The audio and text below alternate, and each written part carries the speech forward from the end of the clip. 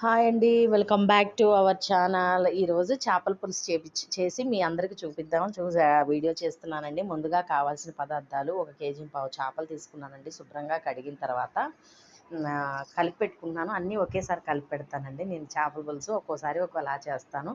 చేపల పులుసు కోసం ముందుగా తయారీ విధానం: ఒక పెద్ద ఉల్లిపాయ తరిగి పెట్టుకున్న ముక్కలు వేశాను. పసుపు కొంచెం, రుచికి సరిపడా కారం, మసాలా ముద్ద. ఇప్పుడు మసాలా కావాల్సినవన్నీ చూపించాను కదండి. ముందుగా ప్లేట్లో మసాలా ముద్ద, దానికి సరిపడా ఉప్పు, ఆయిలు, రుచికి సరిపడా ఆయిల్ వేసి అన్నీ ఇలా చేతితో కలుపుతానండి. నాకు గంటలతో స్పూనులతో కలపడం అలవాట్లేదు. చిక్కగా తీసుకున్న చింతపండు పులుసు అన్నీ వేసి చక్కగా కలుపుకున్నానండి. కావాల్సిన పదార్థాలు మసాలా ముందు చూపించాను కదా, ఈ వీడియోలో అన్నీ చెప్పడం అవ్వడం లేదు. ఇలా అన్నీ కలుపుకొని మొత్తం అలా తీసుకెళ్ళి ఆ చేపల చట్టి స్టవ్ మీద పెట్టేశానండి. పులుసు కొంచెం ఎక్కువే ఉంచుకుంటే ఉడుకుతుంది కదా, తగ్గుతుంది అప్పుడు.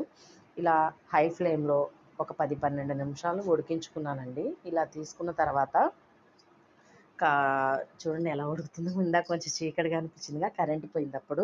కొంచెం మెంతి పొడి వేసుకుంటానండి నేను చేపల పులుసులో పులుపు బ్యాలెన్స్ అవ్వడానికి. ఒక మామిడికాయ, చిన్న మామిడికాయ ఒకటి ముక్కలుగా కట్ చేసి వేస్తున్నాను. ఎందుకంటే సగం ఉడికిన తర్వాత వేస్తే మామిడికాయ ముక్కలు బాగా ఉడుకుతాయి అనమాట. ముందే కలిపి పెట్టేస్తే బాగా మెత్తగా అయిపోతాయి. మరీ లాస్ట్లో వేసినా ముక్క ఉడకదు. అందుకని నేను సగం కూర ఉడికిన తర్వాత ఇలా మామిడికాయ ముక్కలు వేస్తాను. చూడండి ఎంత బాగా ఉడుకుతుందో. బాగా మంచి స్మెల్ వస్తుంది. నాకు ఇలా చేపల పులుసులో 2 కరివేపాకు రెబ్బలు వేయడం అలవాటండి. మా పెద్దమ్మ చెప్పేది.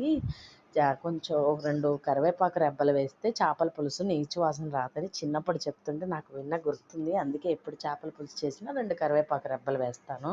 మీకు ఇలా వేసే అలవాటు ఉందా? అలవాటు ఉంటే కామెంట్ చేయండి. ఆవకాయలో నూనె తీస్తానండి. ఆవకాయ నూనె కొంచెం చేపల పులుసులో వేస్తే చాలా కమ్మగా ఉంటుంది అంటారు కదా, అందుకని ఒక చిన్న గరిటెడు ఆవకాయ నూనె కూడా వేసానండి. అందుకే ముందు కొంచెం తక్కువ వేసాను ఆయిల్ చేపల పులుసుకి. ఒక గుప్పెడు ఉడికిన తర్వాత ఒక గుప్పెడు కొత్తిమీర కూడా వేసుకున్నానండి. వేసి అలా మూత పెట్టాను. హై ఫ్లేమ్లో ఒక 10-12 నిమిషాలు, మీడియం ఫ్లేమ్లో ఒక 10 నిమిషాలు ఉడికిస్తాను. చేపల కూర చాలా బాగుంటుంది. చూడండి ఎంత బాగా ఆయిల్ పైకి తేలిందో. పులుసు కూడా సగం దాకా ఇంకిపోయింది. వేడిగా ఒక గరిటెడు అన్నం పెట్టుకొని 2 చేప ముక్కలు, చూడండి ముందు మామిడి టెంకే ముందు నా ప్లేట్లో పడాల్సిందే.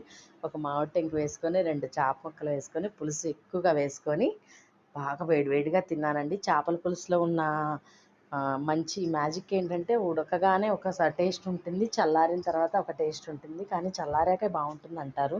మా వీడియో మీకు నచ్చినట్లయితే ప్లీజ్ లైక్ చేయండి, షేర్ చేయండి, సబ్స్క్రైబ్ చేయండి. Thank you.